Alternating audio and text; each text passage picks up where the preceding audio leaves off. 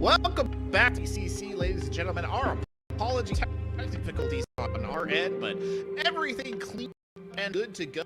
We're back here with the UNK Lopers versus Holy Cross Purple. We had a little bit of time to chat about it before we got ready to go here. Timon, you did make a very good point there about us kind of moving into a cafe. Actually, Holy Cross Purple's map really think is going to give them a bit of an advantage, right? Also, just a more structured map in general than Coastline, and I think that's something that these teams will both benefit from. Yeah, and I feel like we're going to see a more, I feel like UNK is going to be a little more melancholy in this one. They're going to struggle just a little bit because it's not their map pick, and that's one problem they're going to run into. I'm also Binks, by the way, so don't mind me. But yeah, I do have to be honest with you, Corbeck. I really don't like UNK's chances here.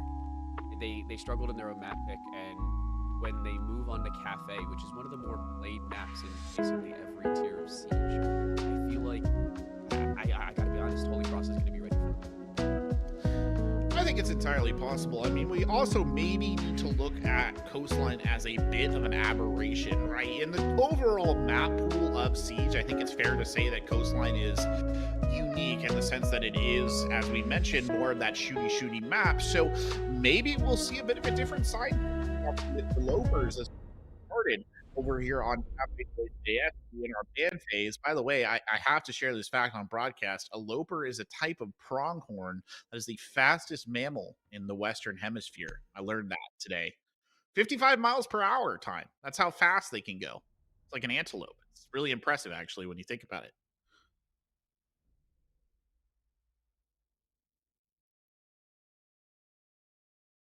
Yeah.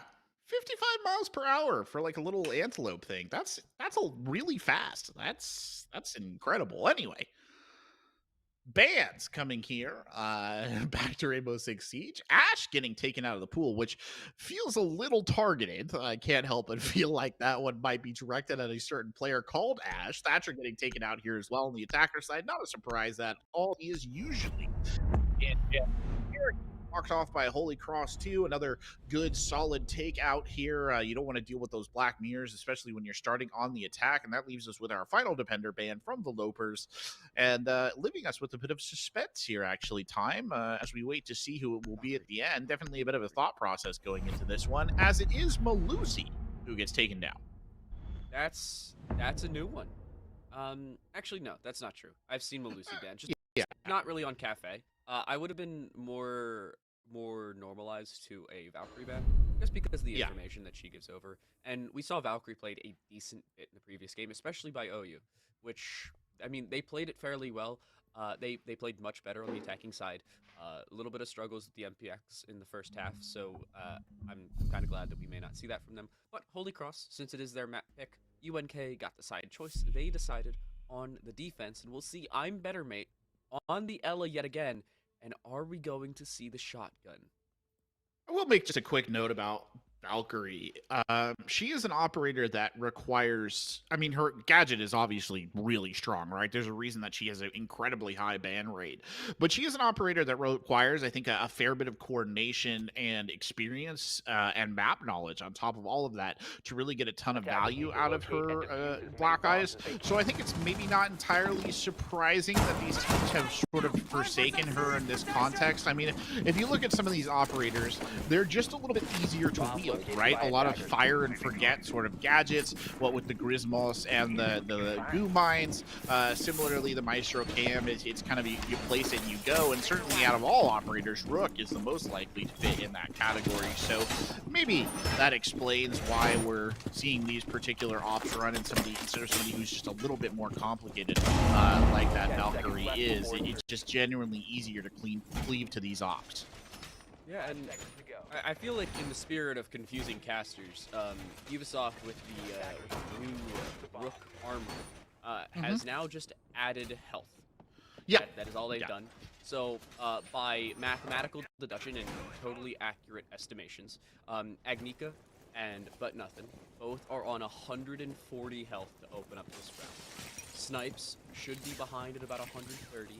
While Mate is at 120. That is pure mathematical distinction.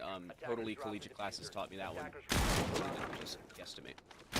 Yeah, I've never been very good for understanding exactly how the health pools work and stuff like that, but Agnika there certainly will be buffed to the 9s, as will Moshu, and that means they're both going to be significant threats here, obviously still very vulnerable to headshots or what have you. And then, of course, there's the interaction between Moving 3 on the kind of an interesting pick of Kali here on this top floor. Definitely a little bit off meta right there, but still very effective. But I mean, speaking of off meta, this defense in and of itself is not particularly meta. We don't see a lot of investment into, for example, the pixel peak, and it looks like that's actually going to be punished just a little bit here, because Moving 3 really has command of that window and those sight lines, and Mashu obviously not in a position to challenge that. No matter how good a gun the Alda is, it is not a sniper rifle when push comes shove, and that's something they're going to have to be very careful about here as they start to drop in. You do see the roamer there, I'm Better Mate on the low ground, but still nobody really in a position to threaten this initial entry. OU will make initial entry, LMG in hand. That is about as on meta as it gets. They'll move their way around the new balcony and attempt to, well, just make early entrance onto the site. There are 2 players towards that diffuser position, one barricaded inside, just chilling on cams. That would be But Nothing on the Cade. I'm not really sure why a Cade would be chilling there, and well, Mashu, which is their only help in that position, is taken out well from below. Will hit nothing but thin air and, well, planks of wood on that floor. Unfortunately, I'm Better Mate not getting any value out of that shotgun from below, and Agnika playing a dangerous game, just barely makes it out of there. It is something to, I kind of speak to the fact that a lot of the times you want roamers to have C4 options specifically for situations like that. As you see, Ocean's Fury is taken down.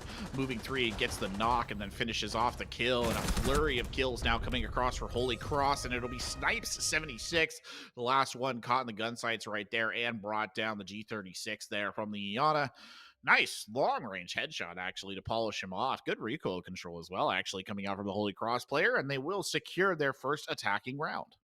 I gotta be honest, I'm surprised we're seeing the newer holographic, which is very, very less favored on any gun ever being played on the G36.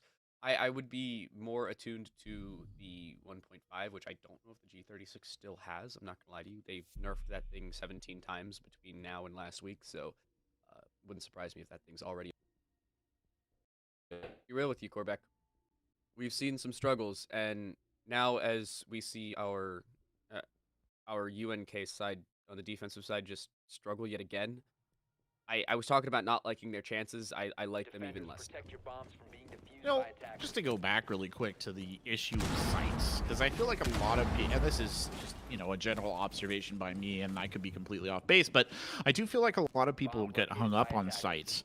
And I do think that there are sites that are arguably, objectively, let's say, better than others. But I think when it comes to sighting preferences, especially as you go down in ELOs, it's genuinely more important to have a site that you just feel comfortable with, as opposed to what may be the most meta site. Like, if we look at, the holographic, and we say, okay, well, holographic isn't a very good site, which I 100% agree with, to that specific player, it might just help with their own target acquisition and aiming, in which case it's valuable. It's something that you want to use. It's always an interesting discussion for me. That's also very solid Maestro cam placement up there. One of the sort of stereotypical ones that you see a lot of people run in lower elos up there on the wall in Christmas, and could be very annoying, actually, all things considered, if it's used correctly, but we'll see. So far, I feel like they haven't got the most value out of those Maestro cams, which is a bit of a shame, all things considered, because they are such a powerful util. It is a little bit of an issue to try and get value out of Maestro cams when, well, the entirety of your team is dead with about a minute left in the round. It's also fair. Yeah, unfortunate for them to deal with, but Mashu, of course, was the first one dead in the previous round as well.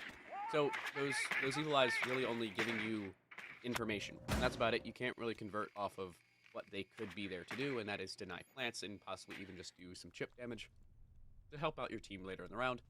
Holy Cross, a minute gone in this round. They haven't gained as much ground as I would like to see from them, and, well, really what we saw in the previous map. But their attack still going their way. They are still opening things up early on, and Mashu's just going to peek around and die. That is not what you want to do when your utility requires you to be alive. Yeah, that's an unfortunate loss. You genuinely try and see that Alda holding out until the bitter end, just because it is such a solid anchor gun. So to lose it early like that is that's relatively tragic, but nothing in not a very good position either. Actually, will get wrecked there by Ash, who, despite the fact that Ash's band is playing perfectly well on this Iana, you do see moving 3 is down, so they have suffered one casualty, and it was a frostbat. You are correct. Yeah, I'm better. Can't quite finish it off, and again, really just wants that C4. Just can't seem to get these kills from below, and they will manage to get moving 3 back in on the action here as a big explosion occurs, takes out a wall. That's given Snipe 76 something to think about. Indeed, Agnico with a beautiful kill down range onto Ocean's Fury. Unfortunately, Nawal is there to secure the refrag. Moving 3 getting one as well, and it's all down to Agnika here, who's doing their best impression of a Valiant Last Stand. Gets 2 on the Rook and might try and get some more. Onto a triple kill already. They will run in straight into an air jab, so the information's there, but Nawal will hop off that plan. They'll move towards the bomb chassis, and oh no, the Ion has been seen as a quad for Agnika. Down to the 1 versus 1. Nawal, 100 HP of their own, actually 110, but Agnika boosted up because of that Rook armor. They are a tank and a half on the defensive side. Things are coming through, but they are incorrect ones at that. Nawal has made their way all the way across, and watching the long angle, oh no, they don't get the kill. They do not get the information either. Making their way back in, Agnika trying to get the information. They do not see the player. They look right past Nawal. The ace is denied this time for UNK, and Holy Cross pick up their second round in a row by just a very, very slight margin. Good Lord, I feel like we can all breathe again after that one. I was actually really intensely waiting to see how that played out. Agnika did a spectacular job there of trying to dig their team out of a very unsalvageable situation. Stacked up on the quad kill, one bullet away from an ace. Unfortunately, just couldn't find it. But it is interesting, the kind of information there, or lack thereof at the end, I think does kind of play back to what I was saying earlier about just kind of these two teams and their structure and their information gathering. If there was something that they were really going to work on and improve, time, I think think that would be absolutely essential, because you can tell that, you know, at least for a good number of these players, the mechanical skill is definitely there. I think for, you know, for this level of play here in Navigators, I think it's more just learning where to focus and where to apply that mechanical skill is something that these guys are struggling with to a certain extent. So definitely something to be gained from this as we go down now to the first floor site. And I appreciate that they're not trying to force the top floor yet again. They've finally given up on it and kind of rotated downwards. Bringing I'm Better Mate on the Vigil, actually a very solid play. He is quite strong on this map if played properly. You gotta be careful they don't shoot each other right there. Would one say that that the Vigil is Better Mate? 5 seconds to go. He is Better Mate. Yeah, I would agree. Wordplay. Love it. I love the wordplay. But apologies for anybody for the dad jokes. I have not reached that stage in my life. However, I am well prepared for it. Holy Cross on the attacking side. 15 seconds gone. They have not made general entry into the building, but, well, not too surprising here in Rainbow Six. And, wow, believe it or not, they're pulling out a really unique strat here on Cafe. They're going to the top floor, and they're going to break open Red Hatch. That's a new one. I love how they all stack up at each other. They look like an actual special forces team sometimes, the way they're all stacked, ready to go in. Anyway, they will blow the stairs on top of Red Hatch again and go down. Mashu is that? No, he's not high enough up there. I was thinking Mashu might have been the initial point of contact almost, but he's not. I'm Better Mate is in position to do exactly that on the Vigil. Doesn't have the cloaking field activated though, so I think it's very possible he just got droned here. He switches it on half a second too late. I can't tell if they missed him or not, Time, and that's going to be a really important factor, because if somebody comes dropping down there and thinks this clear, it's going to be a shooting gallery for I'm Better Mate, and he's not getting re-droned, that's for sure. He was droned from the far side. That's the issue he's running into. He has, however, repositioned down towards the pixel angle. The Repel comes in behind him. Repelling right behind him. Shots come through, but they do end up missing. Reload has to come into that ARX, but look at the long angle. Moving 3, converting off of that perfectly. And the tactical play I was talking about apparently is here, as Holy Cross removing that Vigil just inch by inch and angle by angle.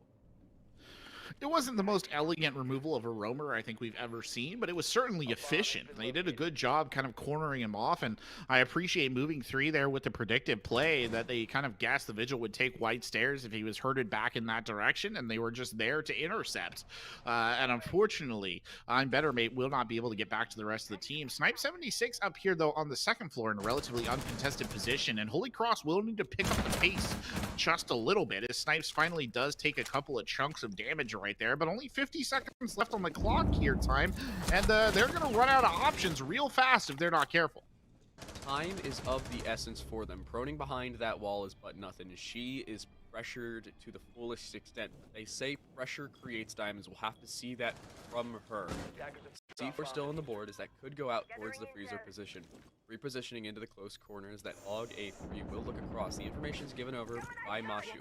ALDA in hand will maybe even peek around, but the C4 is thrown straight up. That is not where that should have gone, and they even take damage because of it. Down to a sliver of health. A well-placed sneeze will remove them. It's exactly what is put in, well, the form of a headshot. 5.56 weapon will remove them. It's into the 1 versus 5. We've seen magical plays before. Unfortunately, they will not convert yet again. Moving 3 finishes off the flawless round for Holy Cross as they complete 3 straight rounds the attack inside of Cafe. Indeed, the UNK Lopers struggling just on the defense, can't really seem to find their rhythm. They're trying to make the right things happen, but it's just not working out. And Holy Cross showing some good structure here finally on this Cafe map, really doing a good job of closing down on dangerous threats. We'll be back at kitchen service, kitchen cooking again.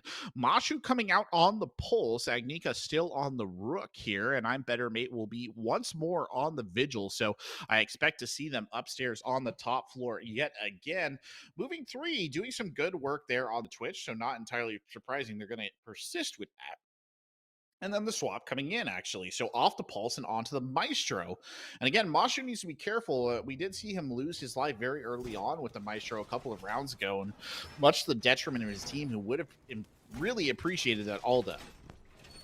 Yeah, I gotta be honest, it's been a little bit of a struggle. I think I've said struggle about 14 times in this this cast alone, but it's the truth.